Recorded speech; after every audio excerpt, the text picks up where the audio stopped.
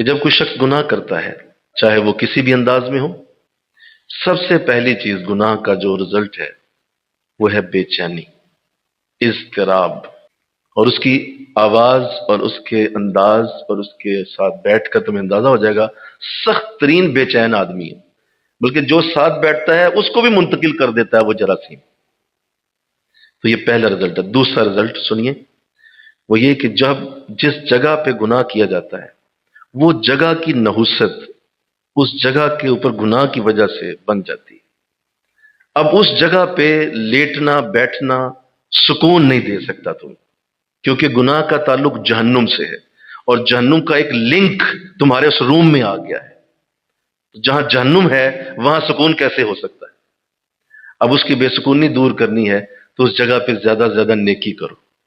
تیسری چیز جو گناہ کا رزلٹ ہوتی ہے وہ یہ ہے کہ جب کوئی شخص گناہ کرتا ہے تو اس کے اندر ایک ایسا خوف پیدا ہوتا ہے جو اس کو نہ سونے دے گا، نہ اس کو وہ کسی جگہ، وہ بہترین خوبصورت جگہ بھی جائے گا نا تو اس جگہ کی بھی خوبصورتی کو انجوائے نہیں کر پائے گا۔ اس گناہ کا خوف اس کو اچھی چیزوں کی محبت بھی نہیں آنے دے گا۔ پھر چوتھی جو بات کہ جب کوئی شخص گناہ گار ہوتا ہے مسجد کے سامنے سے گزر جائے گا، اندر جانے کی ہمت نہیں کرے گا۔ گناہ اس کو دور کرے گا، کیوں؟ گناہوں کی وجہ سے نیکی کی طرف جانے کا رجحان نہیں ہوگا، اس لیے کہ گناہوں نے اتنا اس کو ناکارہ کر دیا ہے کہ اب وہ اللہ کے سامنے جانے سے بھی گریز کرتا ہے۔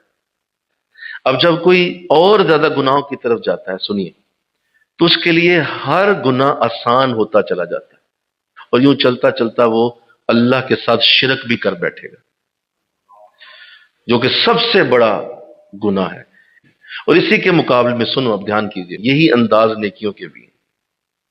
سب سے پہلی چیز، نیکی تمہارے اندر سکون پیدا کرتی ہے، یہ تمہارے اندر آرام پیدا کرتی ہے، تمہارا چہرہ پرسکون ہوگا، تمہارے اوپر ہزار قیامتیں بھی گزر جائیں گی، تمہارے چہرے کے اوپر ایک بل نہیں آئے گا۔ تو نیکیوں کا پہلا رزلٹ ہی یہ ہے کہ وہ تمہارے لیے آسانی اور سکون پیدا کرتی ہے۔ یہاں الٹا صاحب ہے، یہاں قریب بیٹھے والا بھی سکون لے کے چلا جائے گا۔ دوسرا رزلٹ یہ آتا ہے کہ جس جگہ پہ نیکی ہوتی ہے اللہ اس جگہ کو برکت عطا فرماتا ہے۔ وہ چھوٹی بھی جگہ ہوگی تو ایسا لگے گا جنت کا محل ہے، کیونکہ نیکی کا تعلق ڈائریکٹ جنت کے ساتھ ہے۔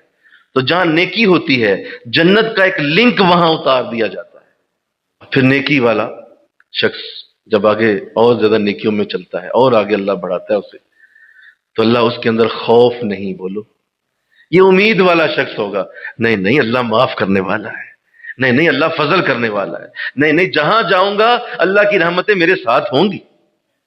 یہ فضل لے کے چلتا ہے، یہ خوف لے کے نہیں چلتا۔